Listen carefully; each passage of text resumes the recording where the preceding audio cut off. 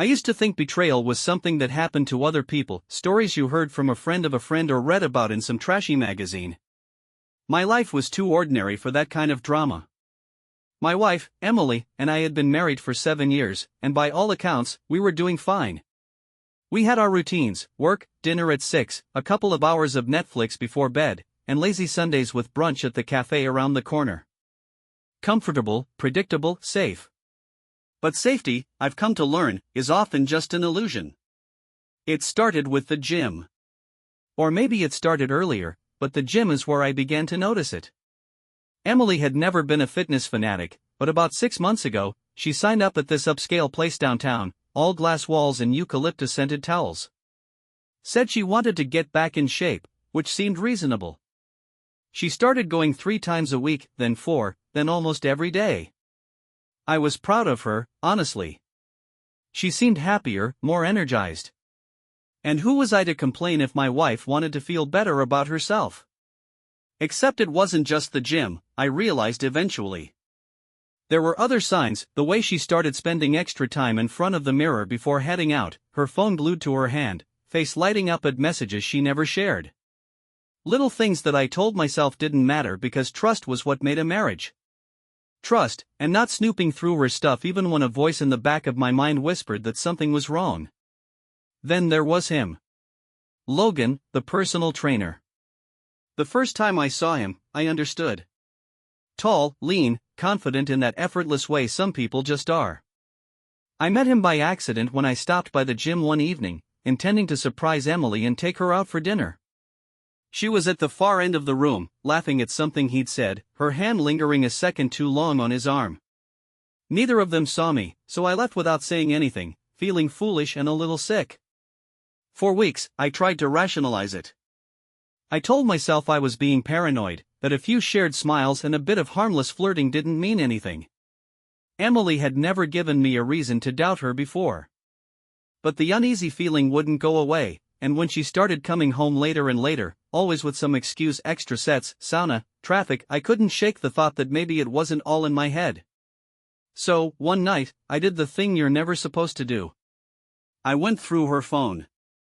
I waited until she was asleep, her breathing slow and even, and I unlocked it with the code I pretended not to know. I hated myself for it, hated the way my hands shook as I scrolled through her messages, half hoping to find nothing at all. But I did. There weren't a lot of texts, just enough to fill the screen. They weren't graphic, not really. Mostly inside jokes and "you looked amazing today" kind of things. But there was one message that made my blood run cold. "Can't wait for Thursday." Same place? No emojis, nothing overt, but I knew. I just knew. I spent the rest of the night staring at the ceiling, her phone back on the nightstand, my heart pounding so hard I thought it might wake her. By morning, I'd almost convinced myself to let it go, pretend I hadn't seen anything, that I hadn't crossed that line. But once the seed of doubt is planted, it grows. It wraps around your thoughts and squeezes, relentless. The next day, I skipped work, told my boss I was sick. I drove to the gym and parked a block away, feeling like an idiot but too far gone to stop. I waited there for nearly 3 hours, watching people come and go, each minute stretching longer than the last. And then I saw them, Emily and Logan, walking out together, laughing, too close. They got into his car. I followed, hands clenched tight on the steering wheel, feeling a kind of numb disbelief. Maybe they were just getting coffee, I told myself. Maybe this was still all in my head. But they didn't go to a cafe. They drove to a hotel off the highway, the kind with tinted windows and hourly rates. I watched them disappear through the side entrance, and the world blurred for a minute. I don't remember driving home. I don't remember much of anything from that day, really. Just that image, looping over and over, the two of them stepping inside, the way she glanced around like she knew it was wrong. By the time Emily got home that night, all bright smiles and gym bags slung over her shoulder, I'd been sitting in the dark for hours. She kissed me on the cheek, same as always, her perfume sharp and floral, and asked if I wanted takeout or if we should cook. I couldn't look at her. "Whatever you want," I said, voice flat, and she paused for a second, eyes narrowing. But then she smiled and headed to the kitchen, and I just sat there, hands still trembling, wondering how long it had been going on. How many other times there'd been. And more than that, how many lies it took to build a life that looked, on the outside, so perfect. In the days that followed, I became a ghost in my own house. I moved through the rooms in a daze, my eyes tracing the familiar lines of the furniture, the picture frames on the wall, the faint scuff marks on the floorboards where Emily's heels had left tiny scratches. The life we'd built together felt foreign now, like a movie set, carefully staged to hide what was really going on behind the scenes. Emily didn't seem to notice the change in me.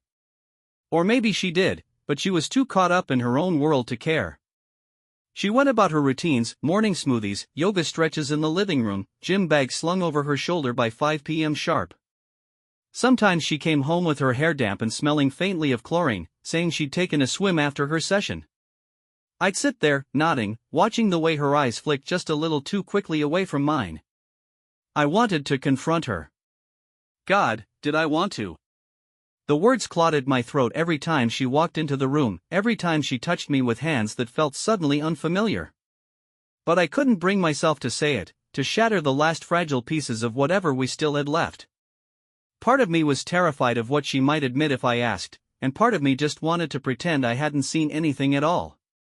Instead, I did the one thing I knew I shouldn't, I followed her. It started with the gym.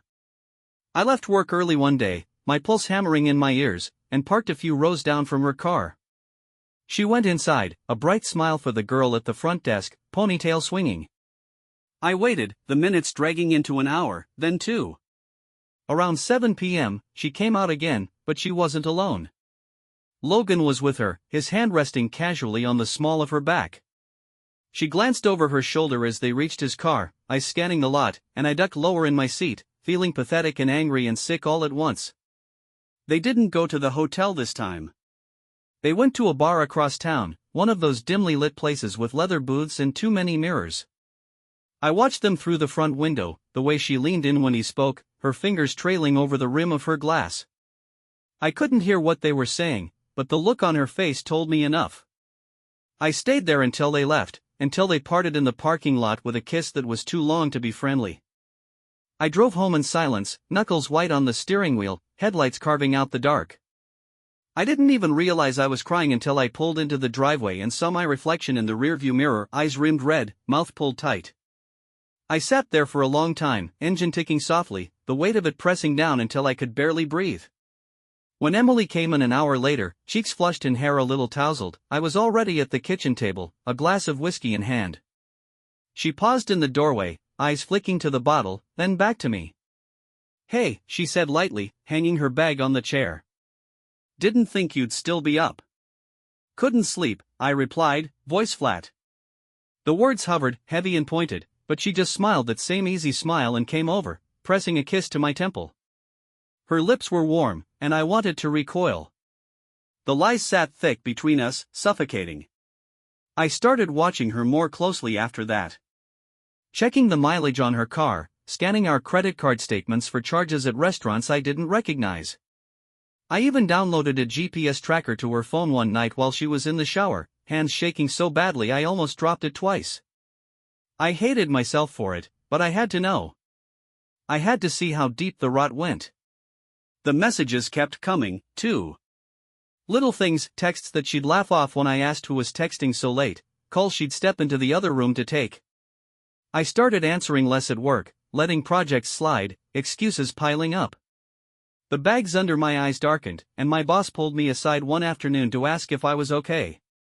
I forced a smile, said I was just tired, that everything was fine at home.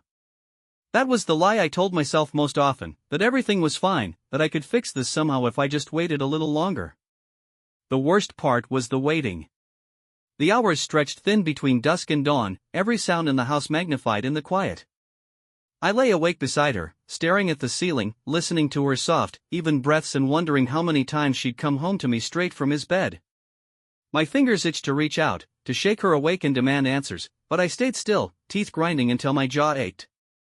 On Thursday, the day from the texts, she left around 6 p.m., saying she was meeting a friend for dinner. I tracked her car to the same hotel, watched from the lot as she stepped inside without so much as a glance back.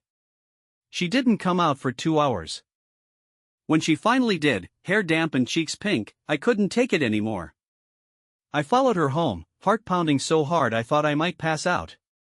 By the time she pulled into the driveway, my hands were slick on the wheel, breath coming in shallow bursts. She was halfway to the door when I got out, voice raw and shaking. "Emily." She froze, keys slipping from her fingers to clatter against the concrete. Turned slowly, eyes wide and startled, like a deer caught in headlights. "Oh hey," she stammered, forcing a smile that didn't reach her eyes. "What are you doing home so early?" "I should be asking you that," I replied, each word heavy and deliberate. I took a step forward, then another, until I was close enough to see the way her pupils flared, the faint sheen of sweat on her forehead. "Where were you?" She hesitated, eyes flicking past me to the dark street beyond. "I told you I was with Sarah. Her mom's in the hospital, and I..." "Don't," I snapped, harsher than I intended. Her mouth snapped shut, eyes widening, and for a second, I almost felt bad. But then I thought of that hotel room, of the way she'd smiled at him, and the guilt turned to something cold and jagged. "I followed you," I said, voice low and flat. "I saw everything." The blood drained from her face, mouth falling open. She took a half step back, lips parting, but no sound came out. For a long moment, we just stared at each other, the words hanging between us like a loaded gun. "You followed me," she whispered finally, voice small and incredulous. "You, why would you?" "Because I knew," I spat. "Because you've been lying to me for months." "How long, Emily? How long have you been screwing him behind my back?" She flinched, eyes glossy and wet, one hand lifting instinctively to her mouth. I almost wanted her to deny it, to scream at me and call me paranoid. But she didn't. She just stared at me, lips trembling, and in that moment, I knew the truth. I'd known all along. "I'm sorry," she choked out finally, voice breaking. I didn't mean for it to." Her words blurred, something hot and bitter rising in my throat. I stepped back, hands curling into fists, the porch light casting sharp shadows between us. But I didn't say anything else. I just turned and walked inside, the door slamming behind me, leaving her alone in the dark. The days after Emily's confession passed in a kind of numb haze. I moved through them mechanically, waking up on the couch with my neck stiff and my back aching, the TV casting pale light across the walls. Emily stayed in the bedroom, door closed and blinds drawn, emerging only when she thought I was out or asleep. We navigated the house like strangers, words clipped and careful, each step a minefield. She tried to talk to me a few times, voice soft and pleading through the crack in the door, but I couldn't stand to look at her. I couldn't stand the way her eyes were red-rimmed and swollen, the way her fingers twisted together, raw and restless. I couldn't stand the apologies, thin and empty and far too late. "I made a mistake," she said one night, voice small and breaking. "Please, can we just talk about it?" "I think we've talked enough," I snapped back, jaw tight, and her face crumpled. I looked away, arms crossed, the words stinging my tongue. "What do you want me to say, Emily? That it's fine? That I forgive you? That we can just go back to how things were?" She flinched at each question, shoulders curling inward like she was trying to make herself smaller. "No," she whispered, tears spilling over. I miss you. I miss us. I'm so sorry." But sorry was just a band-aid slapped over a bullet wound. It didn't fix anything. It didn't change the fact that every time I closed my eyes, I saw them together, her fingers in his hair, lips parted and breathless. It didn't change the way my stomach turned when she got too close, the way her touch felt foreign and wrong. At night, I lay on the couch staring at the ceiling, listening to the faint hitch of her breaths from down the hall, guilt twisting in my gut. But I couldn't bring myself to go to her. I couldn't even bring myself to sleep in our bed, the sheets smelling faintly of her perfume and lies. I avoided the gym, too. Cancelled my membership with a few clicks online, deleting the confirmation email without even reading it. The idea of going back, of seeing Logan's smirking face, made my hands clench into fists. It was easier to avoid it all, to spend hours at work or running aimlessly through the neighborhood, shoes pounding the pavement until my legs ached and my lungs burned. At least when I was moving, I didn't have to think. But there was no avoiding it forever. Eventually, I had to go back for my things, sneakers and a few old t-shirts I'd left in a locker, a water bottle that I couldn't care less about but needed as an excuse to confront him. To see his face, to hear him try and explain why he thought it was okay to wreck my life. The gym was crowded when I walked in, machines humming and music pulsing through overhead speakers. No one paid me much attention, too focused on their sets and reps, and for a moment, I almost convinced myself to turn around and leave. But then I saw him, leaning against the front desk with that same easy grin, chatting with one of the receptionists. My fists clenched automatically. I crossed the room in a few strides, the noise around me dull and distant, heartbeat roaring in my ears. He looked up as I approached, eyes narrowing in mild confusion that melted into something like amusement. "Hey," he said, tone light and unbothered. "Can I help you with something?" I stared at him, jaw clenched, words caught behind my teeth. Up close, he looked even more smug, tan and toned, hair swept back just so. The kind of guy who'd never had to work too hard for anything, who took what he wanted and left the rest in pieces. "You're Logan, right?" I asked finally, voice tight. He smirked. "Depends who's asking." My fist connected with his jaw before I even realized I'd swung. The impact jolted up my arm, a dull crack echoing in my ears, and he stumbled back, eyes wide with shock. The receptionist gasped, hands flying to her mouth, and I took a half step forward, chest heaving, hands still curled into fists. "You stay away from my wife," I spat, voice low and shaking. "If I see you near her again, I swear to God." But I didn't get to finish. A couple of guys jumped between us, one of them gripping my arm, voices rising in confusion and alarm. Logan wiped at his mouth with the back of his hand, a smear of red smudging his knuckles, eyes darkening with something mean and amused. "Maybe if you knew how to keep her satisfied, she wouldn't have come looking for me," he sneered, voice dripping with condescension. "Sounds like a you problem, man." It took all my strength not to lunge at him again. The guys holding me back muttered something about calling the cops, and I forced myself to let go, to pull back and stumble towards the door, breath coming in short, ragged bursts.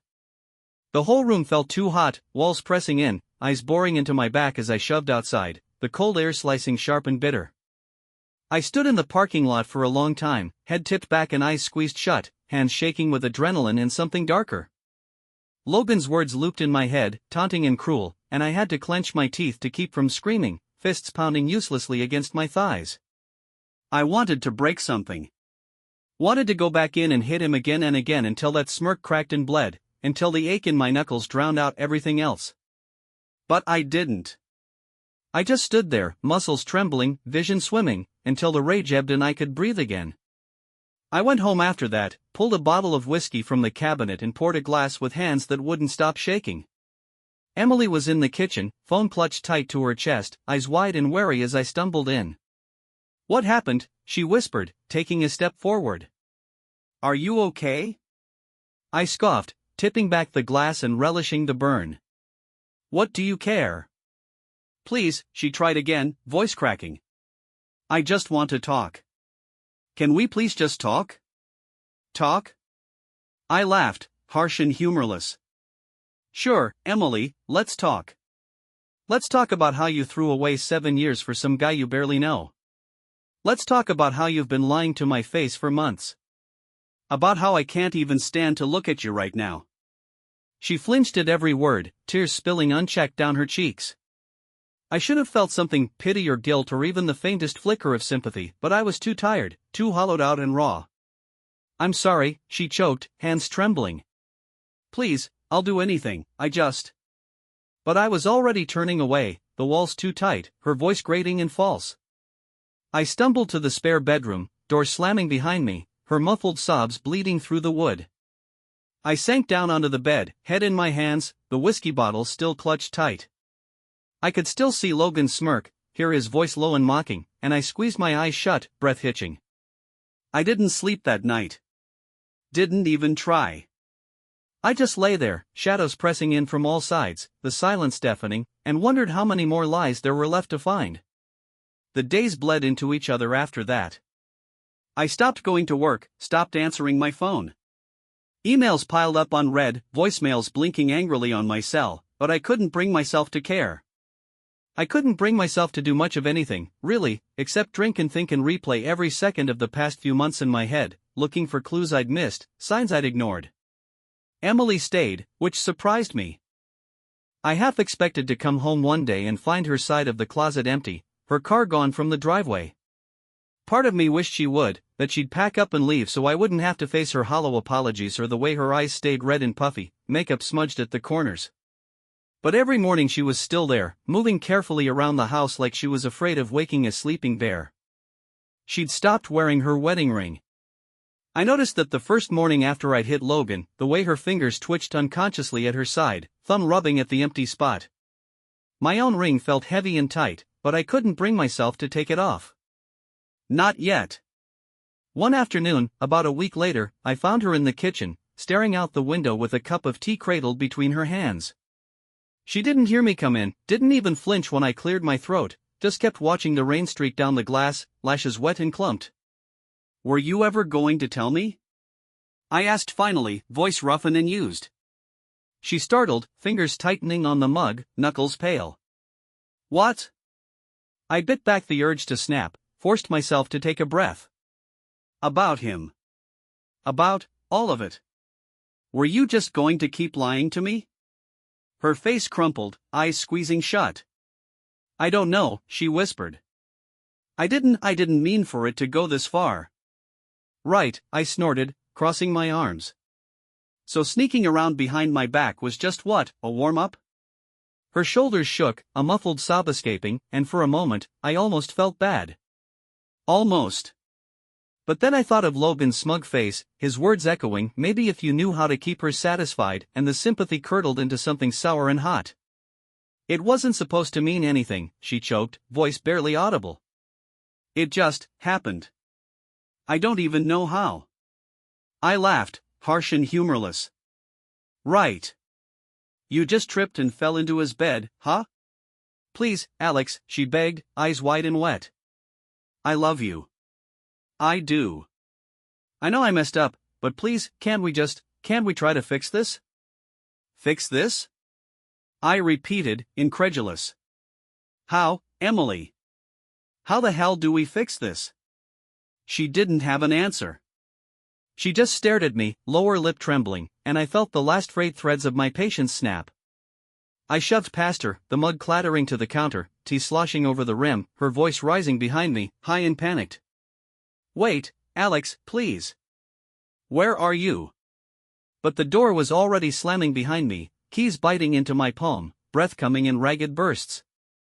I didn't even know where I was going, just that I couldn't be there, couldn't look at her without wanting to scream or break something or both.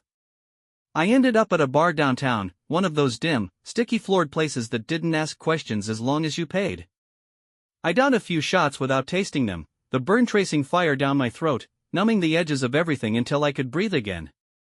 The bartender gave me a wary look, but I ignored it, eyes fixed on the amber swirl in my glass, the dull thud of bass pounding through the walls. "Rough night?" a voice asked, dry and vaguely amused. I glanced up, blinking. A guy around my age slid onto the stool beside me, dark hair and a 5 o'clock shadow, eyes sharp and assessing. The kind of guy who looked like he belonged here, easy and relaxed, one elbow on the bar. "You could say that," I muttered, turning back to my drink. "Wife," he guessed, and something in my expression must have given it away because he let out a low whistle. "Oof. Sorry, man. How bad?" I huffed, shaking my head. "She's been screwing her trainer for God knows how long. Found out last week." "Ah," he said knowingly. "Classic." His tone grated, but I couldn't muster the energy to snap. I just stared at the amber swirl, the ice slowly melting, and gripped the glass tighter. "Look," the guy said after a pause, voice softer. "Not that you asked for advice, but take it from me, don't let her crawl back. It doesn't end well. Once a cheater." I knew the saying. Heard it 1,000 times, laughed it off because Emily would never do that. But now the words landed sharp and hollow, twisting in my gut. "Yeah," I muttered, forcing a bitter smile. "Guess I learned that the hard way." I stayed until the bar closed, ignoring the bartender's raised brow as he slid the last drink across the counter. By the time I stumbled out, the street was empty and slick with rain, headlights smearing across the pavement. I blinked blearily at my phone, the screen blaring in bright, 6 missed calls, all from Emily, and a few texts that I deleted without reading. I drove around for a while, rain slashing against the windshield, headlights cutting pale arcs through the dark. The house was dark when I finally pulled into the driveway, Emily's car a pale shape in the gloom. I sat there for a minute, engine ticking softly, fingers drumming against the wheel. She was waiting in the living room when I came in, curled into the corner of the couch with her knees pulled up, eyes rimmed red. The TV was off, the silence heavy and oppressive. She looked up, breath catching, hands twisting nervously in the blanket draped over her lap. I was worried, she started, voice small. You didn't answer your phone, and I. Go to bed, Emily, I cut in, too tired for apologies or explanations. I can't do this right now. Her face fell, eyes glistening, but she didn't argue. She just stared at me for a long moment, lip caught between her teeth, before slinking down the hall, shoulders hunched. I waited until I heard the bedroom door click shut, then slumped down onto the couch, head in my hands. I should have gone upstairs. I should have forced the conversation, demanded answers or apologies or something. But the thought of hearing her say it again, of seeing that guilt etched into her eyes, her voice cracking on "I'm sorry," made my chest ache, the walls too tight and suffocating. So I stayed on the couch, eyes gritty and dry, the house dark and silent around me. I listened to the rain drumming against the windows, the tick of the clock on the wall, and wondered how many more nights I could keep pretending this wasn't already broken beyond repair. By the second week, the silence in the house was unbearable. Emily and I orbited each other like strangers, careful and distant, voices hushed and flat. I couldn't look at her without feeling that hot, bitter mix of anger and betrayal rise up, couldn't hear her voice without my fists clenching. I started spending more nights at a cheap motel off the highway, the kind with threadbare carpets and a vending machine that wheezed and clunked, just to avoid seeing her curled up on the edge of our bed, eyes puffy and pleading. She tried, I'll give her that.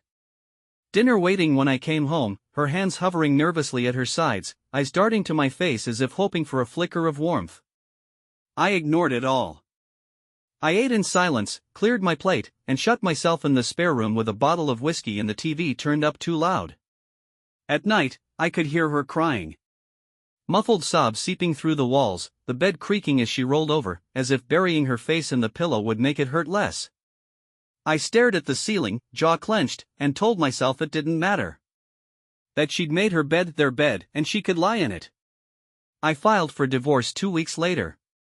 Sat in the lawyer's office with the papers in my lap, fingers drumming restlessly on the manila folder, and listened to a gray-haired man in a rumpled suit drone on about asset division and spousal support, his voice flat and practiced. The words washed over me, no children, so it should be straightforward, and I nodded along, numb and detached. It felt like a business transaction, sterile and mechanical. I signed my name without reading half of it, pen scratching across the pages, and left without bothering to shake the lawyer's hand. Outside, the sun was too bright, glaring off windshields and glass storefronts, and I blinked, disoriented and lightheaded. Emily was in the kitchen when I got home, sleeves pushed up, hair pulled back in a messy bun. She looked up, eyes brightening for a fraction of a second before her face fell, gaze darting to the folder clutched in my hand. Her fingers stilled on the dish towel, knuckles paling. "What's that?" she asked, voice small and wavering. I set the folder on the table, spine facing her, and crossed my arms. "What do you think?" She stared at it, breath hitching, and for a moment, neither of us moved. Then she stepped forward, hands trembling, and flipped it open, eyes scanning the first page. Her face went bone white, mouth falling open. "No," she whispered, voice cracking. "No, Alex, please, no. We can't. We can't just throw this away." I laughed, bitter and sharp. "Throw this away? You did that months ago." "It wasn't like that," she choked, eyes glassy and desperate. "It wasn't," I was confused, "and I made a mistake. Please, Alex, we can fix this. We can go to counseling or..." "Counseling?" I cut in, incredulous. "Do you really think sitting in a room with some therapist is going to change anything? That it'll somehow erase what you did?" She flinched, shoulders curling inward, tears streaking silently down her cheeks. Please, she sobbed, voice splintering. I can't lose you. I love you. I love you so much. I shook my head, throat tight. Don't, I snapped. You don't get to say that. Please, she begged, fingers twisting in the hem of her shirt. Please just give me a chance. Just one more chance, I'll do anything, I swear. I'll quit the gym. I'll block his number. I scoffed. So what? You'll just find someone else next time? Move on to the next guy who looks at you twice? Her breath caught, eyes going wide and wounded. That's not fair, she whispered, voice raw. It wasn't like that. I just felt so alone. Alone? I barked a laugh, the sound sharp and humorless. You're kidding, right? I've been right here, Emily. Every damn day. You're the one who walked away. She opened her mouth, words catching, but no sound came out. I could see the panic rising, eyes darting to the papers spread across the table, hands trembling. For a moment, I almost softened, almost reached out, but then I thought of Logan, his smirk, his hands on her, her flushed cheeks, and the sympathy turned to ash. It's over, I said flatly, voice cold. Just sign the papers. She shook her head, hair falling in her eyes, breath coming in short, broken gasps. No, she pleaded. Please, Alex, don't do this. Don't throw us away. But it was already thrown away, wasn't it? Torn apart the second she walked into that hotel room, the second she chose him over me, over us. There was nothing left to salvage, nothing left to fix. Just ashes and lies and a hollow ache that wouldn't go away, no matter how much I tried to drown it. I left that night, took a duffel bag and my wallet and slammed the door behind me, her sobs muffled and broken through the wood. Drove until the gas light blinked red, headlights cutting through the dark, fingers white-knuckled on the wheel. I pulled into a motel parking lot around midnight, the sign flickering neon and sad, and sat there for a long time, engine ticking softly. I didn't sleep. Just stared at the stained ceiling, the hum of the air conditioner a dull roar in my ears, eyes gritty and dry. The ring on my finger felt too tight, metal biting into my skin, but I couldn't bring myself to take it off.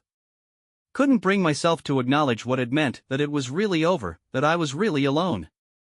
The divorce went through quickly. No kids, no fights, just signatures on paper and a check slid across a desk. I watched her sign, eyes fixed on the way her hand trembled, the way she wiped at her cheeks with the sleeve of her sweater. She didn't look at me once, and I didn't trust myself to speak. The lawyer shook my hand, said something about closure and moving forward, but the words rang hollow, empty. I thanked him out of habit, voice flat, and left without looking back. Outside, the sky was slate gray, clouds hanging low and heavy. It smelled like rain.